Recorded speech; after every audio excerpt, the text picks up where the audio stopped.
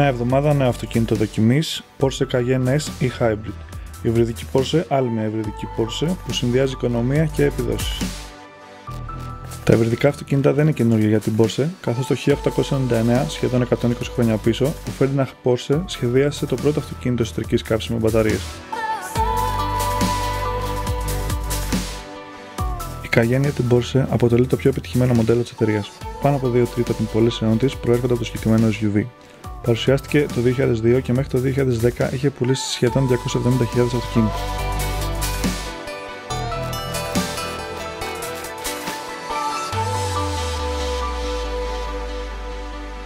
Το 2010 παρουσιάστηκε η δεύτερη γενιά και από τότε έχει κατακτήσει πάνω από 310.000 πωλήσεις.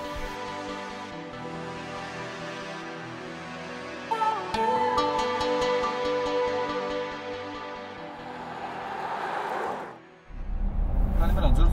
Γεια Γιώργο, τι έγινε? Ήρεμα, μια χαρά εδώ πέρα. Τι έχουμε σήμερα εδώ? Έχουμε Cayenne S ή Hybrid. Μεγάλο το βλέπω, πολύ μεγάλο. Μεγάλο, 4,9 μέτρα σχεδόν, 4,85 και 1,92 πλάτος. Αρκετά μεγάλο αυτοκίνητο.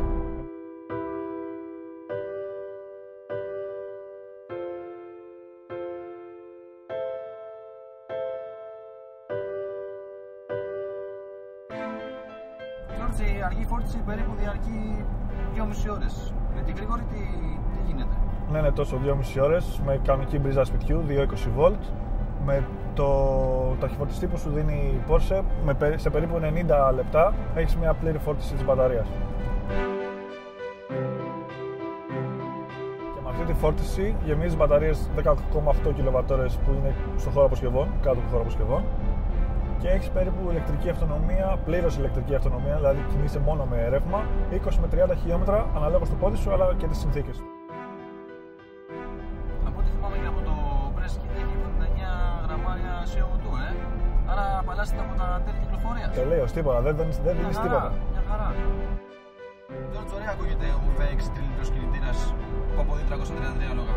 Ο ηλεκτρικός κινητήρας τι λέει? Ο ηλεκτρικός κινητήρας βρίσκεται πίσω και αποδίδει 95 άλογα με 310 Nm ροπής, ενώ συνδυαστικά 416 άλογα με 590 Nm ροπής. Είναι πολύ ικανοποιητικό και για το μέγεθος του αυτοκινήτου και οι επιδόσεις του είναι πολύ καλές. Το ξέρεις ότι Porsche είναι η μοναδική εταιρεία στον κόσμο που προσφέρει 3 plug-in hybrid στην γάμα της. Το γνωρίζω, είναι το 918, το Panamera και το Cayenne. Και το Cayenne κιόλας είναι το πρώτο premium SUV plug-in hybrid.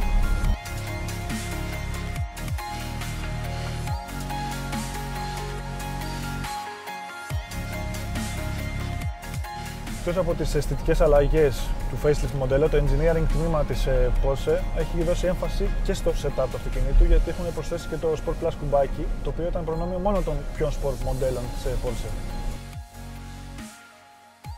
Παρότι έχει πιο σπορρυθμίσεις, η ανάρτηση, η οποία ανασηκώνει το αμάξωμα κατά 11 εκατοστά, αυξάνει κατά πολύ τις off-road δυνατότητες του αυτοκινήτου. Λοιπόν, George, ωραίο το νέο Cayenne, οικονομικό, άνετο, γρήγορο. Από μετρήσεις τι λέει όμως? Όχι ρε, ξέχασα να πάρω το V-Box. Σε κάμερες, πάμε να πάρουμε V-Box και φεύγουμε.